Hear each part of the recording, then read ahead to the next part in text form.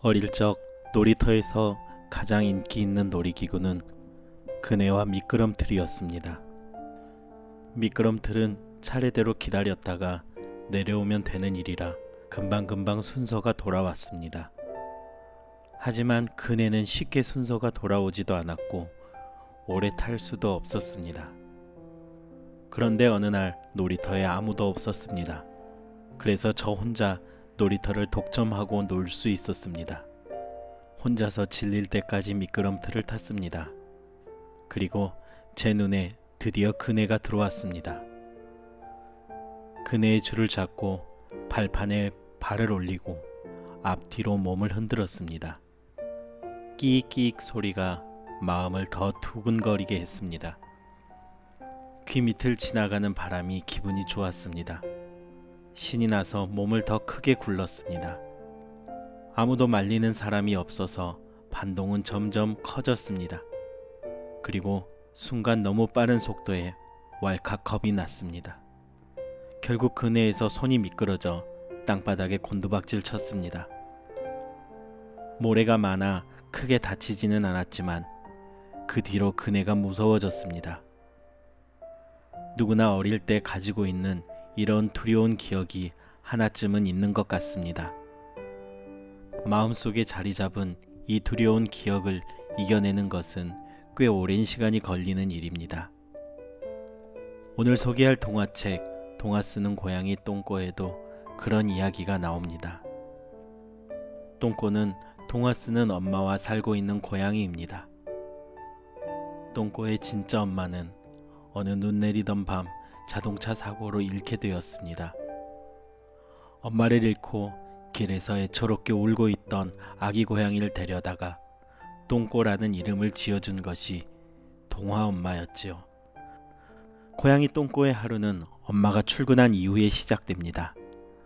아무도 없는 빈집에서 책도 보고 놀다가 컴퓨터를 켜서 엄마가 쓴 동화를 읽기도 합니다.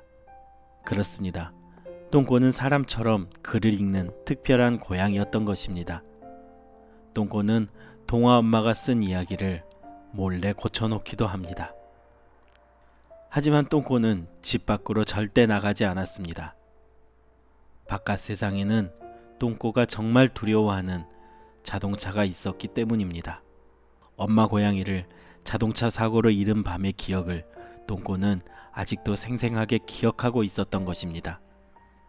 어느 날 베란다 너머에서 똥꼬를 부르는 소리가 들립니다.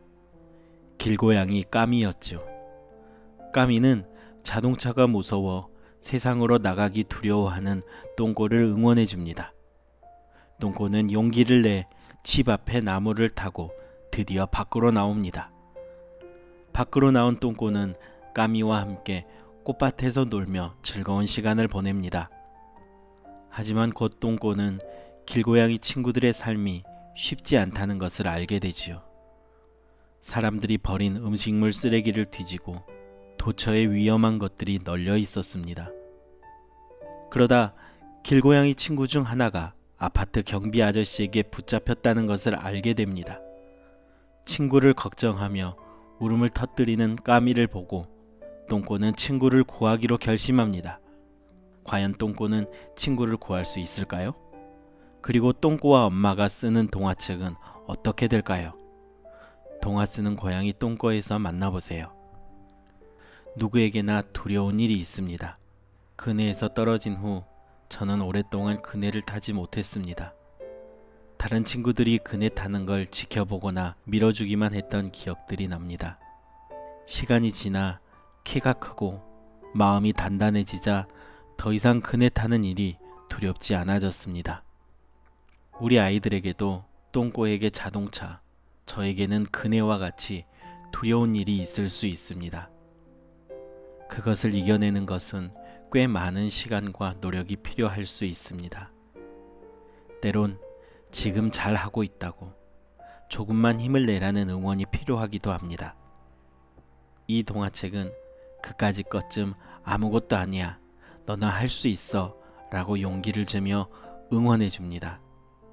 이 책을 읽는 아이들이 똥꼬처럼 자기가 두려워하는 일을 이겨낼 수 있기를 응원합니다. 지금까지 서성자 글, 장경의 그림, 꿈꾸는 초승달에서 출간한 두려움을 이겨내도록 응원하는 동화책, 동화 쓰는 고양이 똥꼬 소개였습니다. 우리 책 속에서 만나요. 감사합니다.